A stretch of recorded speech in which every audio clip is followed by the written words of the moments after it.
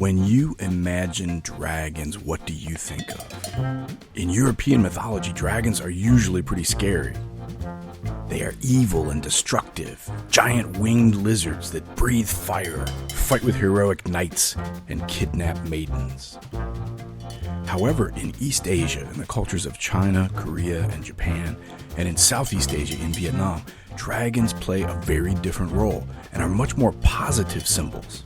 This short video will introduce the good side of dragons, focusing on art from East Asia in the collection of the Allen Memorial Art Museum at Oberlin College.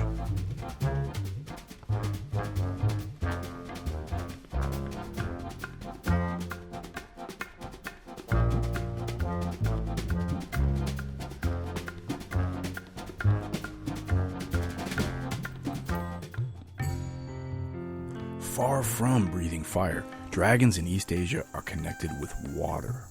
They live in rivers, or under the sea, or fly in rain clouds. This pair of 16th century Japanese paintings illustrates the idea that dragons descend into the sea in winter, then rise up in the spring, bringing rain and life to the natural world. Beliefs about dragons are part of traditional religious practices centered on dragon kings, powerful nature spirits who are worshipped in special shrines. Dragon kings are believed to help in times of drought, bringing rain to water the crops, or relief if there's a flood. In one famous story in Japan, a fisherman named Urashima Taro rescues a sea turtle, and the turtle rewards him with a visit to the undersea palace of a dragon king. There, the fisherman and the dragon king's daughter fall in love, but soon he misses his home and returns, only to discover that the few days he spent in the palace were equal to 100 years in the outside world. The images of dragons changed over time. Some of the earliest from China are seen on jade decorations that people wore. These ancient creatures were called churlong, which can mean hornless dragon. They had long snake-like bodies and 4 claws, as seen in this jade belt hook, in this belt or girdle ornament, and in this decoration for a sword scabbard. All of these were made in later times, but in an ancient style, and were probably worn for good luck or protection.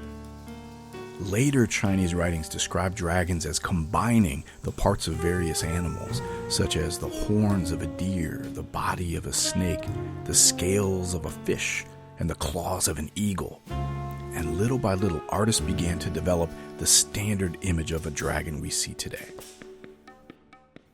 According to one legend, the 8th century Chinese artist Wu Daozi was such a good painter that once, when he painted a dragon on a rock face, it was so realistic that when he dotted in the pupils of the eyes, the dragon came to life and flew away. One important part of dragons relates to the Chinese idea of yin and yang, symbolized by this famous diagram. Yin and yang relate to opposite but complementary forces, like wet and dry, cold and hot, soft and hard, dark and light.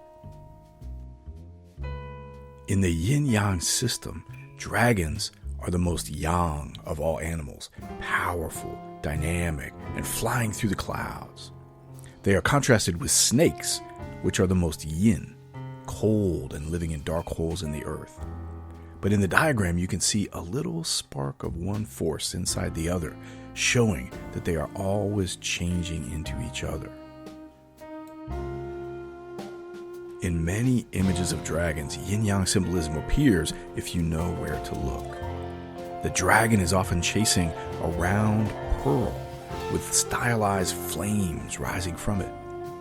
Although it can symbolize many positive things, you can think of it as the little dot of yin that the yang dragon needs to be complete. In this colorful silk embroidery, you can see the flaming pearl at the very center, surrounded by a dragon and also another Chinese mythological animal, a fenghuang, which is a magical bird something like a phoenix. Today, the pair are most often seen in wedding decorations, with the dragon representing the groom and the fenghuang the bride. This is because the two creatures represented the emperor and empress in the past. In fact, the dragon was the most important symbol of the emperor throughout much of Chinese history, seen, for example, in this 19th century Chinese imperial flag design. Many of the things used by the emperor and the imperial family were decorated with dragons, such as this beautiful silk robe made for a woman of the imperial family and worn on formal occasions. It is covered with spectacular, detailed images of flying dragons, all stitched by hand using silk threads wrapped with gold. The dragons are all chasing flaming pearls on a background pattern of clouds and tiny good luck symbols.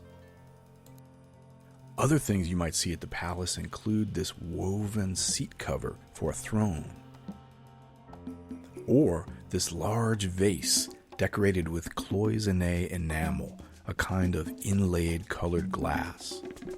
You can even see dragons on the roof tiles that covered the edges of the eaves of palace buildings. Since lightning hitting rooftops could cause major fires, and dragons were believed to control rains and thunderstorms, putting them on roofs was understood to help defend against fires. This roof tile is in the Allen's collection. Maybe the dragon on this Korean oil lamp stand was believed to protect against fire as well.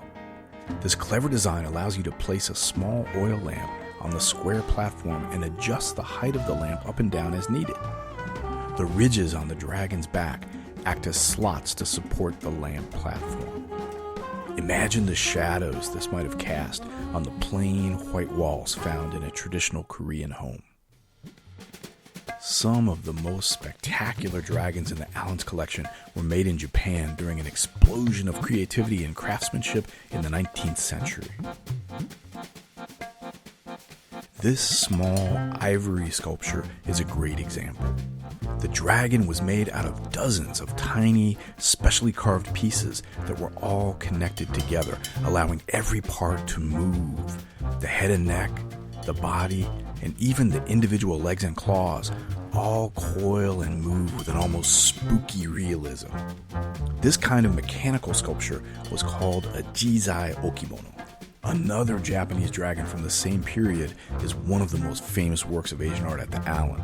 It is a large sculpture made from bronze and seems to capture a dragon in the middle of moving.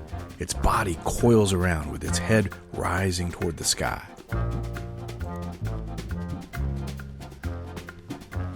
The dragon seems to be reaching for something, or maybe chasing something. Could it be the flaming pearl? No one knows why, but dragons seem to be a part of mythology all over the world, from the fire-breathing monsters of Europe to the god of wind and light, Quetzalcoatl in Mesoamerica, and to the helpful and benevolent dragons of Asia. Were people in the past inspired by dinosaur bones? Or do dragons come from some deeper part of our minds? What do you think?